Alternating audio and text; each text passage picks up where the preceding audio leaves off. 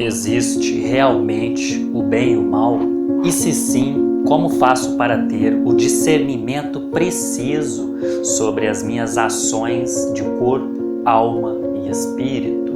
E o mais importante, qual o impacto do bem e do mal nos nossos destinos?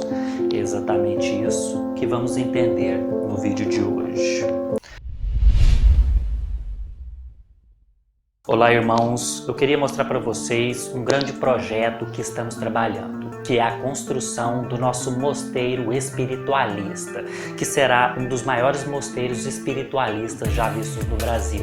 Estamos na primeira fase, na fase de preparação da nossa chácara, limpeza do terreno e comprar os maquinários necessários para a gente começar a nossa linha de produção do tijolo ecológico. Então, se você quer saber mais sobre esse projeto e como você pode fazer parte também desse algo tão grandioso que estamos fazendo, é só olhar aí no primeiro comentário fixado, tem um link aí para vocês entenderem melhor o projeto da construção do nosso mosteiro espiritualista. Olá, irmãos, eu sou o Frater Guzak, mago hermetista, adepto do sistema de Franz Bardon, há 16 anos no sistema. Hoje vamos falar sobre a questão do bem e do mal. Será que realmente existe o bem e o mal ou nada disso existe? Tudo é válido. Vamos entender melhor essa questão e a natureza por trás de tudo isso. Primeiramente, a gente deve entender então o que é o bem e o mal. Para isso, teremos que avaliar dois parâmetros interessantes: o que é o bem e o mal em relação à natureza e o que é o bem e o mal em relação aos comportamentos humanos.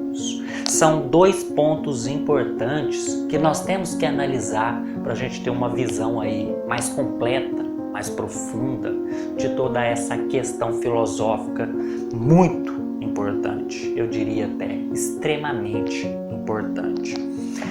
Desde os vários tempos da história humana, os vários povos, as várias culturas filosóficas, espiritualistas ou religiosas, todas elas tinham diferenças no que elas apontavam como o bem e o mal. Portanto, não existe uma hegemonia, não existe uma uniformidade dentro do planeta Terra de conceito do que é bom ou mal. Em alguns lugares uma coisa é boa, para outras essa mesma coisa é mal. E em determinada época, coisas que são boas ou consideradas boas e comuns, em outra época são repudiadas, consideradas extremamente selvagens e grosseiras.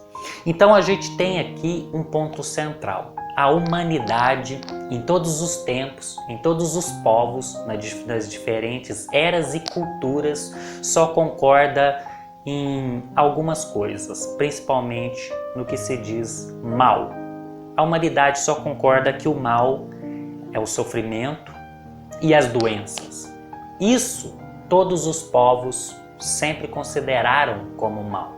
Mas as outras coisas são diferentes, depende do julgamento e do discernimento.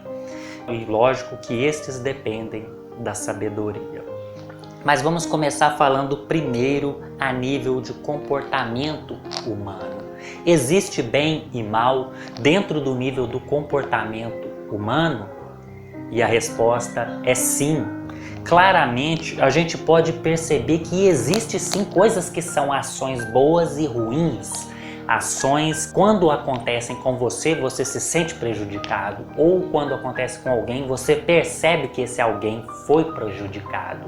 Então, a gente, dentro do comportamento humano, a gente tem sim, muito claramente, o que é bom e o que é mal dentro dessas ações.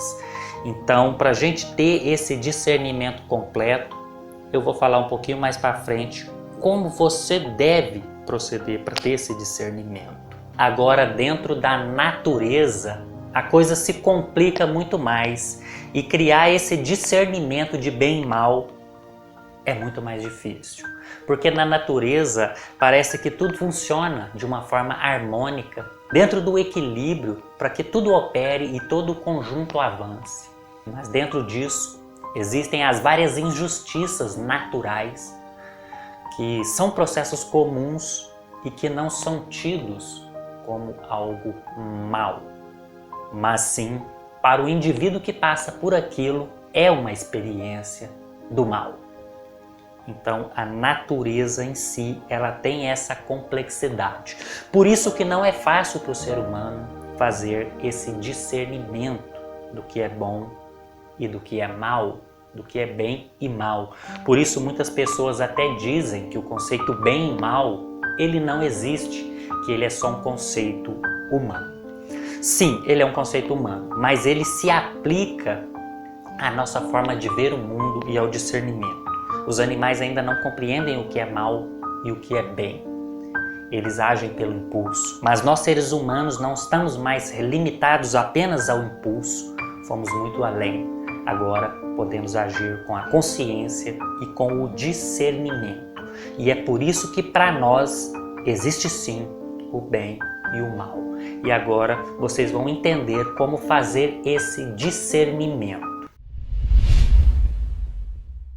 Bom, irmãos, antes da gente entrar na questão do discernimento, eu queria convidar vocês para fazerem parte do nosso grupo no Telegram. Para você que quer se aprofundar aí no conhecimento da magia, tendo ao seu lado outros praticantes, talvez do mesmo grau ou de graus superiores, e também contando com a presença de um mestre hermetista, essa é uma chance de você aprofundar e avançar muito nos seus estudos espiritualistas e principalmente da senda ocultista. No nosso grupo do Telegram temos instruções especiais todo domingo. Então entra lá no grupo e participe você também dessas instruções especiais. Voltando aqui à questão do discernimento, como discernir o que é bom e o que é mal. Como saber separar o bem e do mal, principalmente no que a gente chama das questões dos comportamentos humanos. Bom, existe uma grande chave para você distinguir o que é bom e o que é mal, que é a chave do faça aos outros o que faria a si mesmo. Aí você já vai conseguir ter uma ferramenta de discernimento no que é bom e no que é mal. Você gostaria de que, por exemplo, alguém entrasse na sua casa e roubasse tudo? Não. Então você não faça isso também. Agora você gostaria que alguém, por exemplo, entrasse, chegasse na sua casa e te convidasse a te auxiliar nos seus problemas e dificuldades, te estendesse a mão? Você provavelmente veria como uma boa ação. Então leve essa boa ação também. Então o maior filtro, a maior ferramenta para você fazer o discernimento do bem e do mal é fazer aos outros o que você quer que faça a si mesmo.